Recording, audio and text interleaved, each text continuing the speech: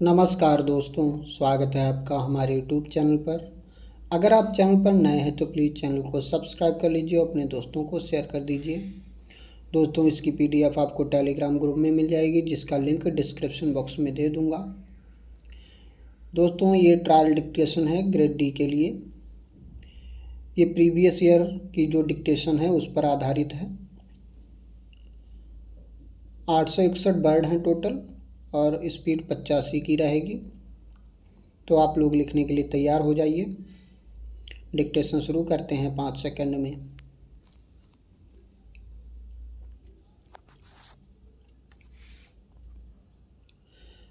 Start.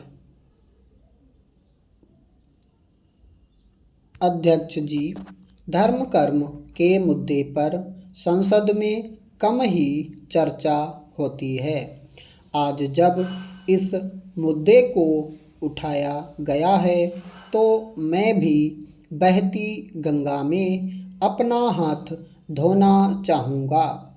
मैं आपकी अनुमति से धर्म कर्म और अंधविश्वास के बारे में कुछ करना चाहता हूँ। यह हम अंधविश्वास से मुक्त होकर धर्म का स्वरूप स्थापित करते हैं तो निश्चय ही यह स्वीकार्य होना चाहिए।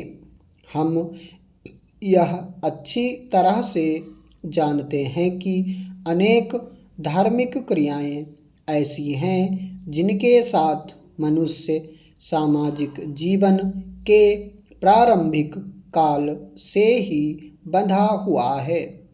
हम सबको यह मानना पड़ेगा कि धर्म में अवश्य ही ऐसी कुछ बात है जो कि हजारों वर्षों से मनुष्य उसके प्रभाव में रहता चला आया है। कई बार धार्मिक जीवन और धार्मिक क्रियाओं से सौंदर्य का भी बोध होता है। धर्म स्वयं सौंदर्य का रूप है, क्योंकि पवित्रता, उपासना और ध्यान साधना द्वारा सौंदर्य की ही अभिव्यक्ति होती है। धार्मिक परंपराओं में प्रकृति के विभिन्न तत्वों की उपासना का विधान रहा है। पृथ्वी, सूर्य, चंद्रमा, आकाश आदि तत्व सभी सौंदर्य के प्रतीक हैं।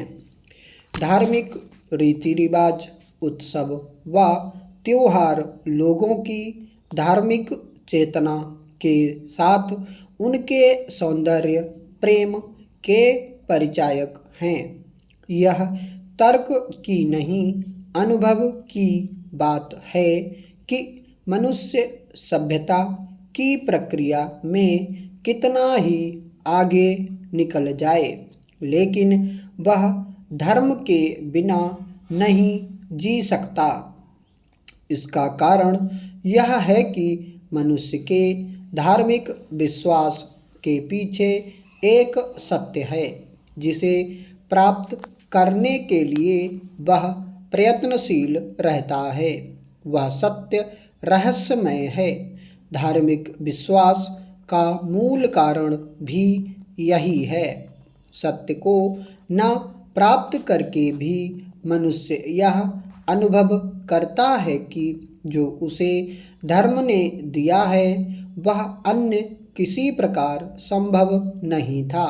सत्य को प्राप्त न करके भी लोगों में यह विश्वास लगातार बना हुआ है। हमें यह स्वीकार करना ही होगा कि धर्म और धार्मिकता का जीवन ही परम सत्य को पाने में सक्षम बना सकता है। केवल यही बात धार्मिक रहने के लिए कम शक्तिशाली कारण नहीं है। इस धार्मिक विश्वास की अभिव्यक्ति भी कई प्रकार से होती है।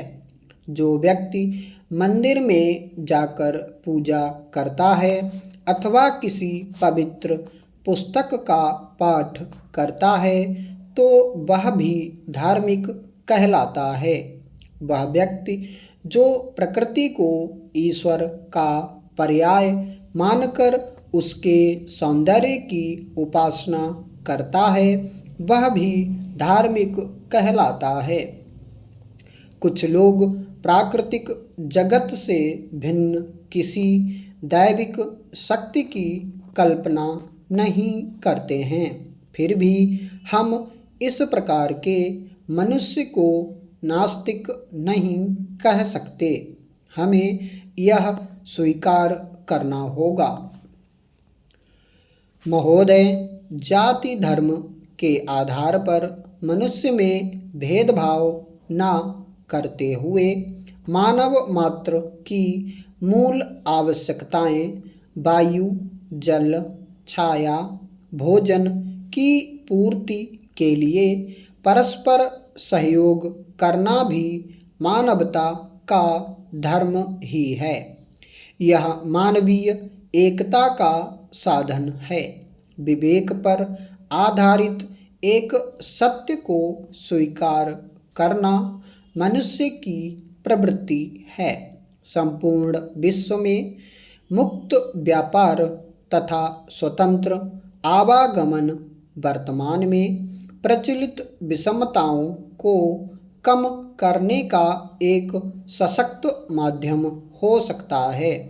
सज्जन लोगों की निष्क्रियता से दुष्टता का जन्म होता है, अतः बुद्धिजीवियों से विशेष अपेक्षा है कि वे अपने सद्विचारों के क्रियान्वयन का स्वयं ही प्रयास करें। पर्यावरण और संस्कृति धरोहर के संरक्षण के साथ साथ यह भी सुनिश्चित किया जाना चाहिए कि सभी पृथ्वीवासी मनुष्यों की मूल आवश्यकताओं की पूर्ति हो। महोदय, लगभग 700 वर्ष पूर्व जब खुसरो ने अपनी दो पंक्ति की छोटी छोटी रचनाओं में जिस भाषा को जन्म दिया था, तब उन्होंने इस बात की शायद ही कल्पना की होगी कि यही भाषा एक दिन हिंदी के नाम से विख्यात होकर भारत की सबसे बड़ी भाषा के रूप में स्थापित होगी। उन्होंने यह भी नहीं सोचा होगा कि विश्व की लगभग 3000 भाषाओं में यह विश्व की तीसरी सबसे बड़ी भाषा के रूप में उभरेगी। उनकी इस बौद्धिकता को क्या हम धर्म की संज्ञा नहीं दे सकते हैं? यदि समाज सेवा को धर्म नहीं कहा जा सकता, तो फिर धर्म के जितने भी रूप हैं उन सब को फिर से परिभाषित करने की जरूरत है। दार्शनिक, वैज्ञानिक, साहित्यकार कोई भी नई खोज, नई कृति समाज को देते हैं तो उसे भी धर्म का पालन ही समझा जाना चाहिए। यही तो भविष्य की पूंजी है और समाज को दिया जाने वाला वरदान है। मेरा ऐसा मानना है कि कालांतर में धीरे धीरे मनुष्य स्वार्थी होता गया और अपनी हर उपलब्धि को अपने लाभ तक सीमित कर लिया। कुछ दशक में ही पूरा विश्व अपने स्वार्थ की पूर्ति को ही अपना धर्म मानने लगा। अध्यक्ष जी, मैं आपकी ओर से किए जाने वाले इशारों को भली भांति समझ रहा हूँ। मुझे यह भी ज्ञात है कि मेरी पार्टी ने मेरे लिए जितना समय आवंटित किया था वह समाप्त होने वाला है। अतः अपनी बात को समाप्त करते हुए सदन का ध्यान एक विशेष बात की ओर आकर्षित करना चाहता हूँ। देश में गरीबी का मुख्य कारण जनसंख्या का विस्फोटक स्थिति में होना है। ऐसी स्थिति में हमारी सरकार गरीबों के विकास के लिए जितनी भी योजनाएं बनाए, जितने भी विकास के काम करे, उन सब में असफलता ही नजर आएगी। मेरा आपके माध्यम से सरकार से निवेदन है कि हमारी सरकार को जनसंख्या के संबंध में एक राष्ट्रीय नीति बनानी चाहिए। इन शब्दों के साथ मैं अपनी बात समाप्त करते हुए आपको धन्यवाद देता हूँ। स्टॉप।